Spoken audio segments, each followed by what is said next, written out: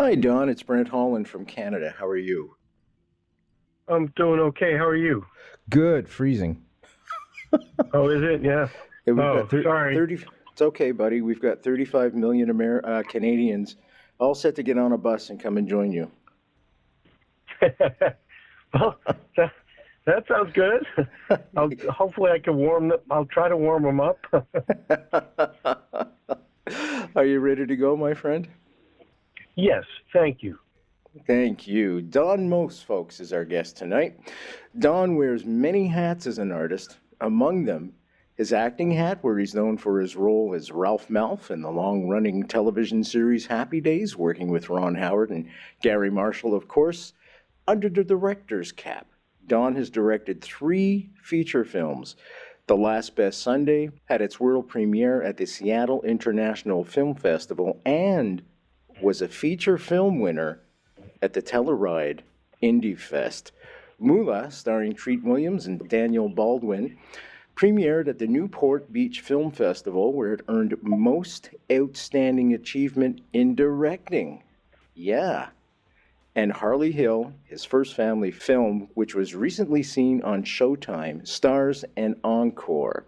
Now, under his singing hat, Don has a new concert called Donny Most Sings and Swings. And his brand new Christmas album out titled Swinging Down the Chimney Tonight.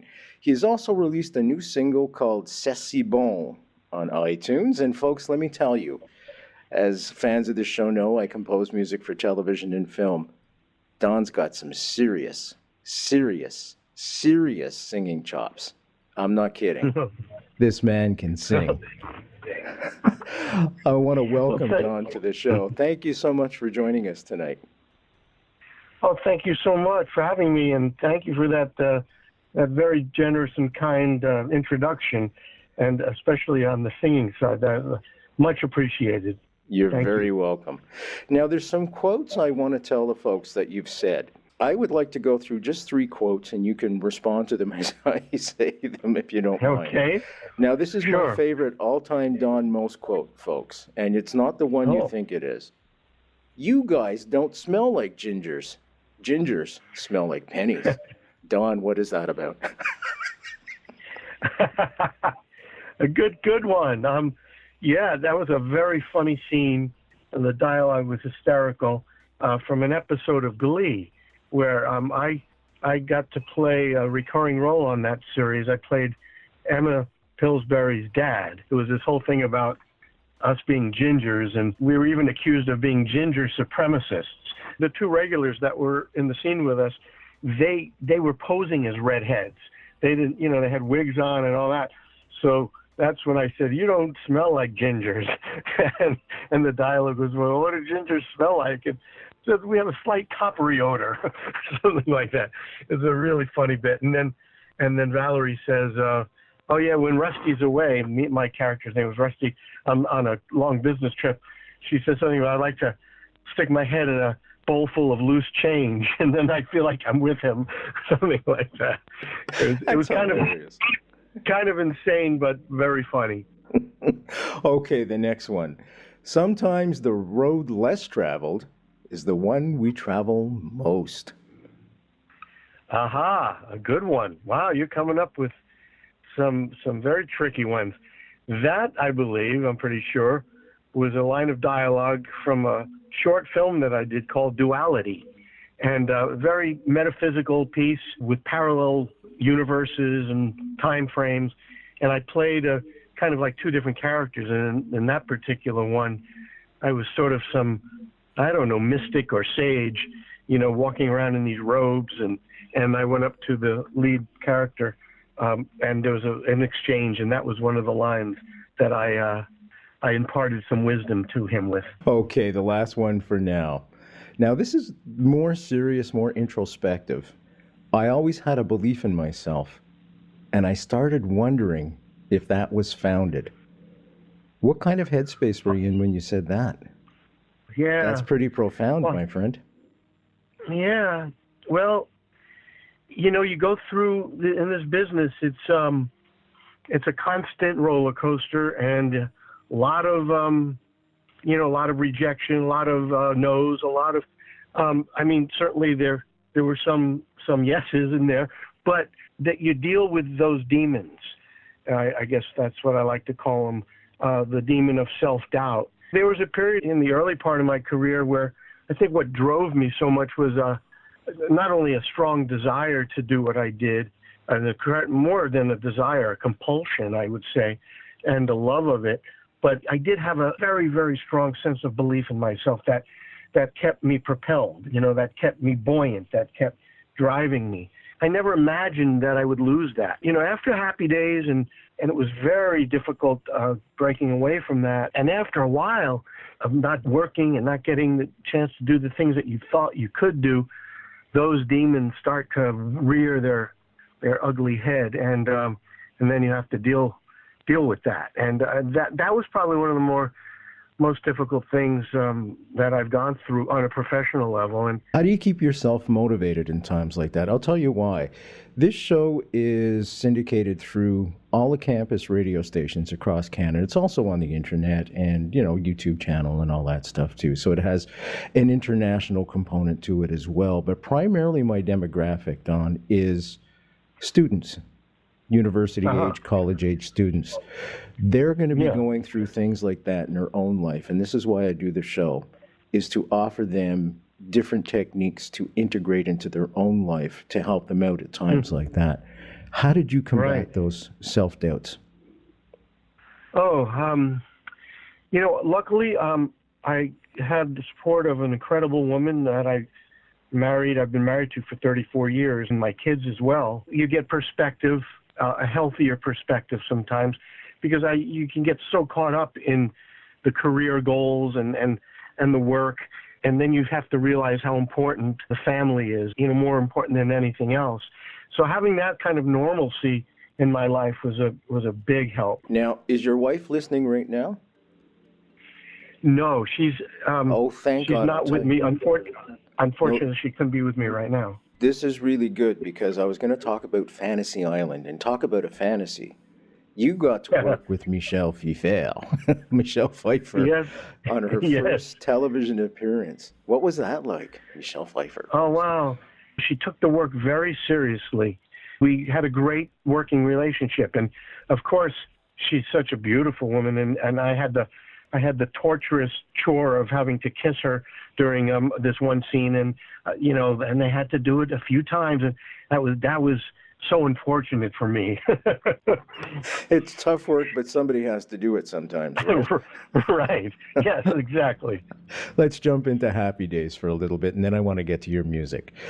Happy Days. Where did all that begin for you? How did you get the nod to go and do the audition, and then how did you get the nod to become Ralph Malph? I grew up in Brooklyn, New York, and at a very early age, I was singing in the Catskill Mountains at the hotels and the nightclubs when I was 15.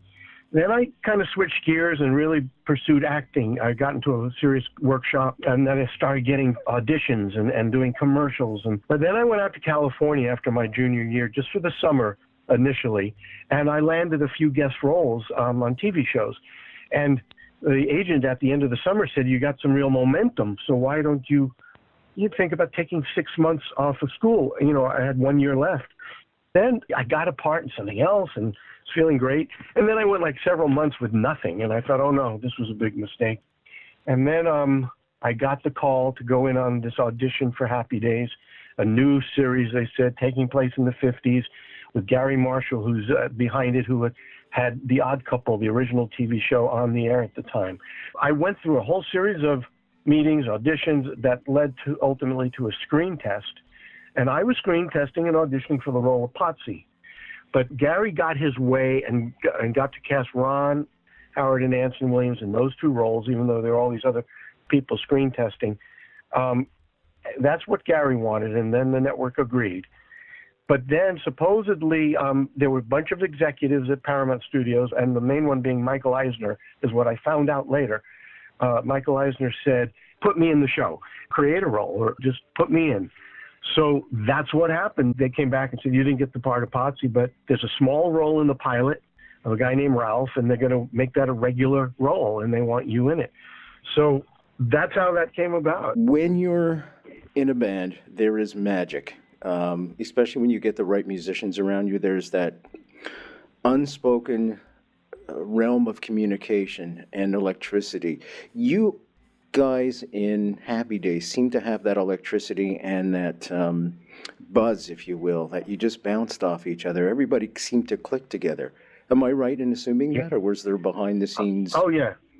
No, 150% right on that. And I usually attribute, when people ask, why do you think the show was as successful? I think that's the number one reason, how you just outlined that. It was an incredible, fortuitous bringing together of a cast that everybody did just click. We genuinely had that it factor of that chemistry between each other. And I think there was a lot of respect for each other and the work, and we really took it seriously.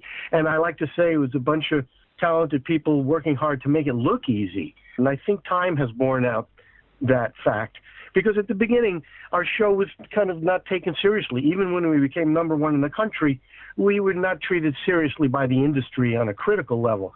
But I think now, when they see what talent that was there, look what Ron Howard has gone on to do, my God. And Henry Winkler and Tom Bosley, who had won the Tony on Broadway for playing Fiorello years before that, and Marion Ross, who's such an incredible actress, and then we became like a family as well. Did Ron ever come up to you and offer you words of wisdom that perhaps have stuck with you to this day? He would do it in a way that it was very subtle. He wouldn't, in a sort of upfront, obvious way, say something that he said, "I'm going to teach you something now, kid," or anything like that, But, he would say certain things and he would set an example. He'd been in the business since he was 3.5 years old. He knew everything, down to earth, great guy. So, he set a wonderful example for all of us to keep us in line. So maybe we didn't get too full of ourselves, because if he wasn't full of himself, then how did we have the right to be, Were you allowed to go off script? Mainly we did that during rehearsal period. We would come up with things that weren't in the script. In the beginning, especially when I was trying to figure out who my character was, I would come up with all kinds of things, and it would stimulate Jerry, and then we'd work it out and put it in, and then the writers would see it and like it, and then start writing around that. When we were shooting in front of an audience, by the time we had that show locked in, there wasn't too much improvisation at that point, because everything had to be dialed in, choreographed with the cameras, and so then we pretty much stayed to the script. But there was room for that during the week leading up to shooting the show. Let's go to your music career now, if that's okay with you. Buddy, you have some serious chops. Well, I was you. blown away when I heard you. I thought, oh my God, this can't be the same guy that I watched on Happy Days. And yet there you were, bigger than life, with a voice far bigger than life. You've had this all along, haven't you? Well, yeah, yes and no. It was, like I said, my first love, so to speak. And since I was 9 years old and I watched the movie The Jolson Story, I became so into that kind of music. And then I started learning about all the other greats leading up to Sinatra and Nat King Cole and Bobby Darin and Tony Bennett and Sammy Davis, Ella Fitzgerald, all of them. And I was singing in these nightclubs. So that was my dream. I didn't get to sing really on Happy Days, and that's a whole long story. And Anson convinced Gary to let us form a band and that he was a singer. And once that was established, Gary didn't want to mess with that, who the characters were defined, how they were defined. So I didn't really get to do it. It was frustrating, yet the real music that I wanted to do was, the stuff that, like I said, like Sinatra and Darin were doing, and with a big band and a great jazz orchestra behind me. It was hard to do back then in the 70s, because the music was looked upon back then as your grandparents' music. Luckily, that changed in the last 15 years, whatever, with artists like, Diana Krall bringing it in, and Harry Connick and Natalie Cole, Tony Bennett doing it on MTV, and Bublé. And so a few years ago, I said, if I'm ever going to do this, this is the time. And so I decided to put the show together. and just see what happened, you know. And the weird thing is people are saying what you just said to me. They go, I'm blown away. I have no idea. You know, they think of me as this character on the show, and then there's this totally different person up there that's not Ralph, and it's part of me, but it's sometimes I don't even know who it is. But I get up there and I get transformed, and it's just an utter joy to, like you said, get in front of an incredible group of musicians, these jazz musicians, and the power behind that, and the musicality, and these songs, the standards that stand to the test of time for a reason, because they're wonderful lyrics and melodies, and getting to do this, and with audiences responding as they have been, it's sometimes I have to pinch myself, and I'm going, this is like a dream, and why did I wait this long? That's funny. Now, when you're in the studio, you're putting the Christmas album together, which is called Swinging Down the Chimney Tonight. How did you put the tracks together? Did y'all get in a big room and all play together, or did you lay down tracks at separate times? Was there overdubs? Yeah. All of the above? It was mainly the latter of what you were saying. For economic reasons, to go into a big room with the full orchestra and do it live is very expensive. It's more expensive that way. So he did it in a way where he's had a lot of experience, where he said he can create the same, very close to the same sound, lay down the rhythm section first, then bring in the trumpets and do all their parts, then the trombones, and then the saxophones is how he did it. And the sound, he created, and these musicians are so incredible that it swings, I call it mostly swinging, and it does swing. Oh, no kidding about that, folks. If you're going to want to get this CD for sure, and get the download too, c'est bon, because this guy's got some serious chops, and that music just smokes. I'm telling you, it just bounces off the CD. I was going to say the turntable. Off the CD. Yeah. It's wonderful. At what point do you come into it? Are you there producing it as well, or do you just get called in at the end? Did you do a what's called a scratch track in the industry, folks, where you put down a basic vocal and they build around that, and then you come in and do the real one? I've done that before in certain situations, but this one we didn't do a scratch vocal. He's so strong in what he's doing as an arranger and a conductor, producer, that he knew when he got what he wanted. Then he sent me the tracks, and I would listen to them at home. Today's technology is so great. I could put it right on my computer in a program and then rehearse and just get to really feel comfortable with it, so that by the time it was time to come in and do the actual vocals, I was very comfortable, knew it backwards and forwards, and couldn't wait to get in there to do it. So that's how we did it. Well, it sounds fantastic. It really does. And I've seen videos of your live show, too. And again, folks, it smokes. There's another quote here that has really impressed me. Directing is an art form.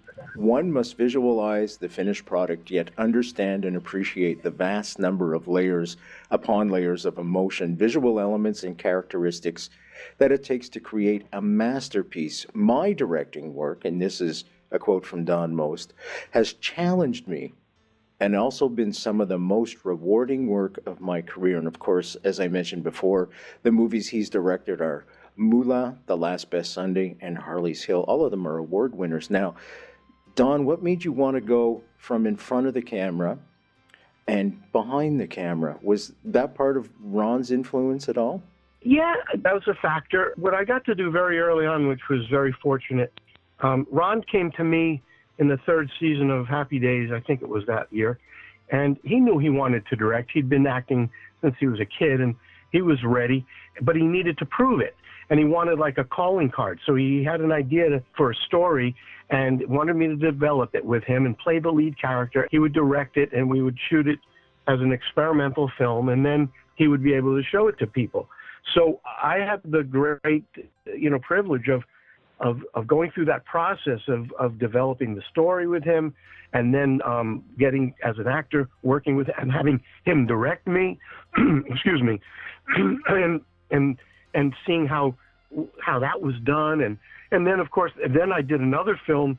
My first real film was as an actor was an independent low budget film called Crazy Mama, and the director was Jonathan Demme, who went on to become a big director who did Silence of the Lambs, among many others.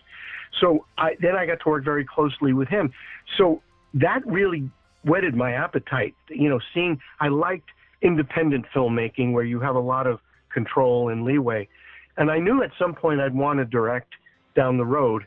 I think it happened a little sooner for me because I was getting a little frustrated that I couldn't get the acting roles or the chance to do the roles that I wanted. So it kind of pushed me into the directing to get those creative juices out somehow. What's amazing to me is that you wear all these hats and you wear them all so proficiently. I mean, you're so talented right across the scope. You're a great actor, you're a great singer, you're a great director, you're a great storyteller in all of these. Well, thank you so much. You're very welcome. We have to talk more often. You might help. You might help me with my demons. Well, you could help me with mine, trust me, because I go through the same stuff you go through all the time. There's a scene that I want to talk to you about. There's a wonderful scene where you're playing the father of a converted Hasidic Jew, and you tell him, "You're embarrassing me." What I found so profound about that, you were so unlike anything I'd ever seen you play before. Yeah. Where did you draw upon for that? Has anybody ever told you those words? You're embarrassing me. Do something else. No. I don't remember anything like that in my life. Where I experienced that. When you're playing roles that are, and that's what I love about playing roles that are very different, is you're forced to draw upon whatever. Obviously the personal experiences that you have that you can correlate to what's happening. If you have that, it makes it easier. But there are going to be times when you don't. And then what do you do? So you have to use your imagination. It's a combination of real things and imagination. Stanislavski, who is sort of the founder of the method of acting school, so to speak, the Russian teacher, he has this famous saying, what if, or as if. So, you put yourself in a situation, and to help that, and if it's so different, it's like, what if I was in this situation? Now, in some cases, that's easy because you've been in those kind of situations. But when it's not, then you have to find something from your life that you could feel that way, even though it might be about something very different than what this character is, but something that can make you feel that way, and find that in your life, and or imagine, being in it's like alchemy that you have to do, of mixing experiences and all kinds, and people that you've observed and your own life. It's an interesting process, to say the least. Dungeons and Dragons, and then I've only got one question for you after that. Can we talk about Eric the Cavalier? Yeah, sure. That's something that doesn't go away. A lot of people were big fans of this animated series, and I had no idea that it was going to be like that, and that even had that impact. And I think I did it. It was either 2 seasons or 3. I had a great time doing that. The guy who created the show and was at the helm was a wonderful guy named Hank Saroyan, and it was his idea. He called my agent, and he saw me voicing this character, and it was so much fun. We had a lot of great people in the cast, and the visuals that they would provide us, and the storylines. It gave me a lot of room to do things. There was a lot of range, and it was written very well. So I had a lot of fun doing it. Yeah, when I told folks you were coming on the show, ask him about that. And is there a big difference when you're doing voice acting as opposed to being in front of a camera? How do you come across dramatically? How do you come across poignant, etc.? How do you approach that differently? Yeah.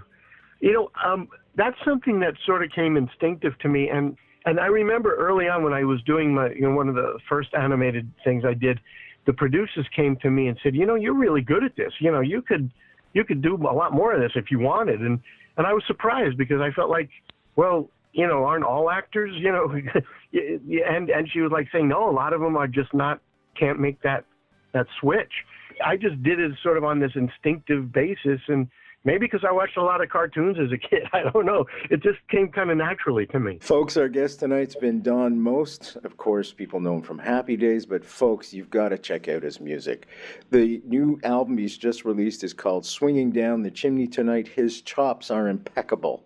I'm not kidding, folks. You do yourself a favor, get the album. He's also got a new single called C'est si bon on iTunes. Don, I have one final question for you. Well, actually two. Can you say your traditional... I still got it. Oh, yeah. Yeah. Even on your show, I still got it. I lost it and long I have ago. I have to give Jerry Paris the credit. I stole that or borrowed that from him way back. And that was one of the things that was not scripted. He was a funny guy, and he loved cracking us up. And when he would score, he would look at us and go, and he would use that line. That was his line. There was a show, I remember we were doing a scene in Arnold's, and we were getting ready to do it in front of the audience, and I leaned over to Ron, and I said, I'm going to do something that, we didn't rehearse. And I'm not telling you what it is, but I'm doing something. So then when Ralph had a joke that he was telling, and then I followed up with Jerry's line, and I still got it. And everyone died. They loved it, and then the audience cracked up too, even without knowing the background. So the producers and writers decided, they definitely took some liberties in writing that in for me in future episodes, in various incarnations. I didn't know the origins of that. Thanks for sharing that. That's terrific. Don, folks. Don, final question. This is a question I ask everybody that comes on the show. You're literally talking to every Canadian student in university, college, campus radios, community radio. We're even on television here in Canada, right across the world. What would you say to them? Wow. What would I say to them? Oh, my God. What a tough question. Oh, well, I think you talked about it, or you brought it up earlier, and I think, it's to believe in yourself and don't let that get pulled out of you. Don't let, circumstances, the slings and arrows of outrageous fortune diminish that. Somehow you have to hold on to that and the importance of family. Those things are what come to mind right now as you ask me. I think that's a perfect way to end it. I want to thank you so much again. I wish you well with your wife, and Merry Christmas to you. I don't know if you celebrate Christmas, but Merry Christmas. If not, happy Hanukkah. Salam alaikum. Yes. Yes. Thank you. Thank you very much. Yeah. Thank you, my friend. It was great talking with you, and you certainly came up with some wonderful topics of discussion and things from my past, and it was very, very special. Thank you. Thank you, because it was very special for me as well. And I do appreciate you taking the time. I know you're sitting in a car virtually outside a hospital. So thank you so much for doing that for us. And those wonderful words. My pleasure. Thanks. I'd love to come on again when my full CD comes out in February. Maybe we can do it again. Absolutely. I would so love that. That would be fantastic. Absolutely fantastic. And if you need a session drummer, you just give me a call. Oh, wow. Okay, cool. Well, hopefully I'll get a gig up there in Canada, and then, because we then have to pick up musicians, so that would be cool. Wait till it's warm. Don't come now. All right, I will. Yet. Okay. You take care, my friend. All the very best. Thanks, you too. Bye-bye now. Bye-bye.